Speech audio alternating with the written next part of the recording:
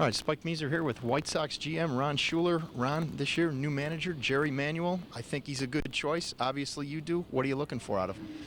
Well, the biggest thing I think is communication with the players, and he's been great all spring as far as individual meetings to let all our big guys know what to expect, what he'd expect of him and what he expects of the guys do in leadership and helping the young kids and everything. We're going to be awful young, so I think this is very important. Awful young, but there's three big sticks right in the middle of that lineup, and you got to be pleased when you look at that card. Well, I was very happy, and I'm happy with the progress of some of the younger kids around, the Camerons, the Ordonis's. I think the fans are going to be surprised with the kid Caruso at short. He brings speed, and he's fun to watch on a base pass, and he's fun to watch play short. So, like I said, we're awful young, but we do have the big guys that we can work around. Well, as always, it comes down to pitching. Perhaps you're not as strong in that department, but I'm sure you've got a few surprises up your sleeve. Well, both us and about 25 other clubs need more pitching. There's not a lot to go around, but I think if we catch the ball, if we play good defense, our pitching is going to be a little better than what we think, and we just got to get a couple of these young guys settled in. If they can get off to a good start, one or two, you never know. One of these kids could jump out and have a big year. All right, Ron Schuler, continued success. Let's hope the pennant flag flies in Chicago. Well, thank you very much. I sure appreciate it. Thanks a lot. Nice talk with you.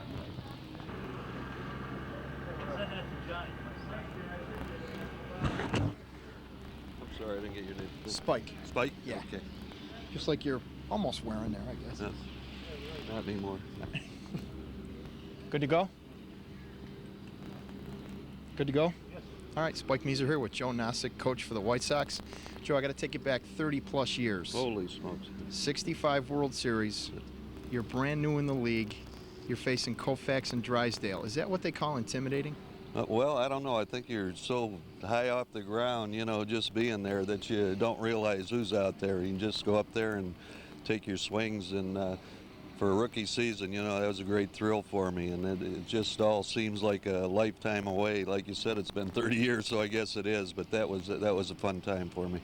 Now, I know the veteran guys will say, you know, that have been there before, they'll say, hey, you young guys, enjoy this because you might not ever get back.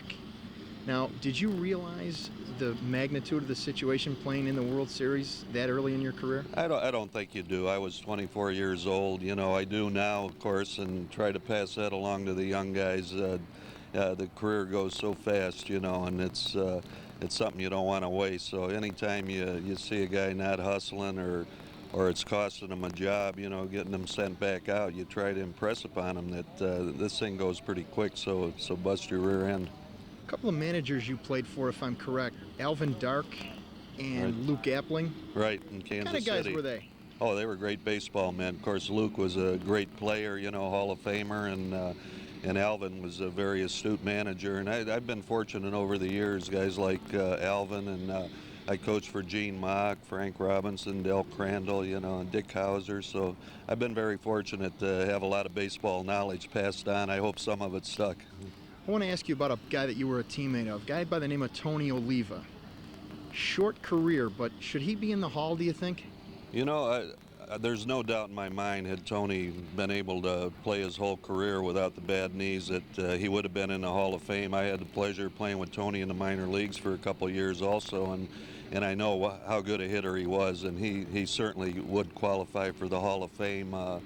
He didn't get a chance to put up the numbers that he was capable of putting up, but you know, that's a tough call. But if you're asking me, yeah, I'd put Tony in there.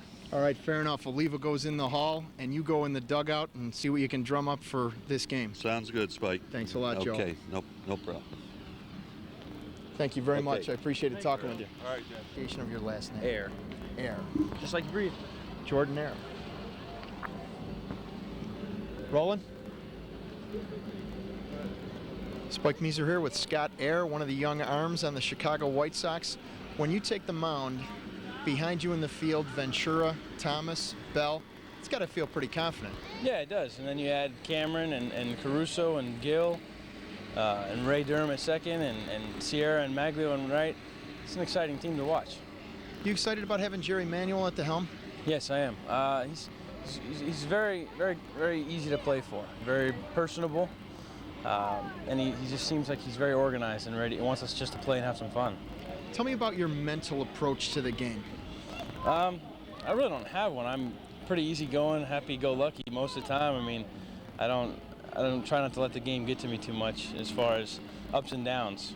But I get my mental approach is I'm usually upbeat and loud the days I don't pitch, and the day I pitch I kind of quiet a little bit just to myself, just to think.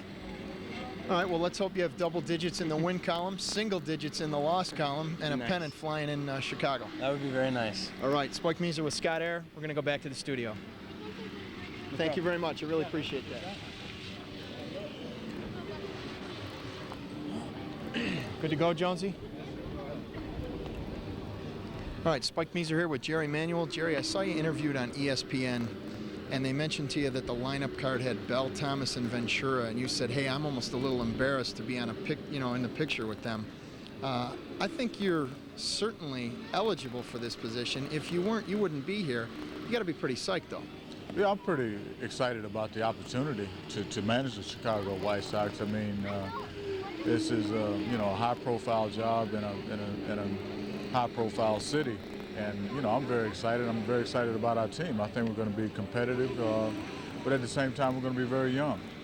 Well, baseball people talk about your demeanor, your approach, the chemistry that you create. Is that what you're looking to impart here on the White Sox? Well, chemistry is a big part of it, even though I didn't do well in it in school or anything like that. But yeah, that's a part of the makeup of a club, and hopefully by sometime during the summer or even before that, we can get to the point where we know that we're playing good baseball. Have you always loved the game of baseball? Has it always been in your blood, or was it something that came up over the years? No, I always played baseball. I played all three sports in high school. I was a pretty good high school athlete. But and when I was drafted, baseball was just happened to be going on at that time, so I chose baseball. I had an opportunity to go play football at UCLA and other number of colleges, but baseball, my dad played a little bit barnstorm against some of the Negro League teams back in South Georgia. So, baseball has always been a big part of our family. Who are some of the guys that served as a mentor to you?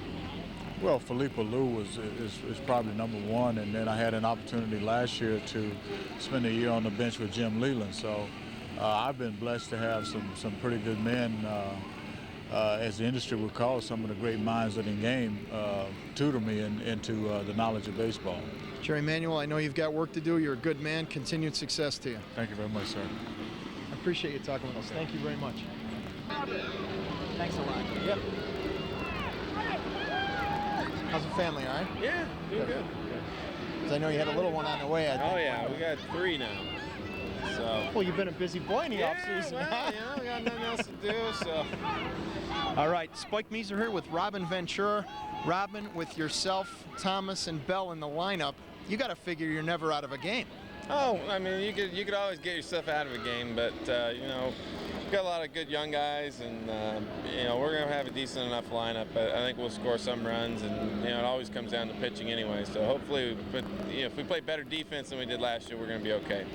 Take me back to the '88 Olympic team. What kind of a feeling is that representing your country? Oh, that's you can play professional baseball, it's great and everything, but to have your country across your chest and to represent your country is as good as it gets as far as playing sports. And it was a good team, everybody got along, and it was just a lot of fun. Seems like just about everybody from that club played at some point in the majors. Yeah, there's a lot of guys that went on. I mean, at the time, there wasn't that many guys that were well known, but we had a lot of good players that continued on. All right, now take me back to Oklahoma State. 61-game hitting streak, if I'm correct? 58, wasn't that much. But, yeah, it was a good year as far as, everything just seemed to fall in and everything went right. So, it was a pretty lucky year for me. How are you a different player now than when you first came up? Probably a little older and a little slower, but, I think you just learn things when you play, and you learn how to prepare a little bit better. Being a long season and everything, it's you go through 162 games. It's tough the first couple of years to actually realize what you're going through until it's over. But now you know how to prepare a little bit better. You're a rarity anymore. You've been with the same team your entire career.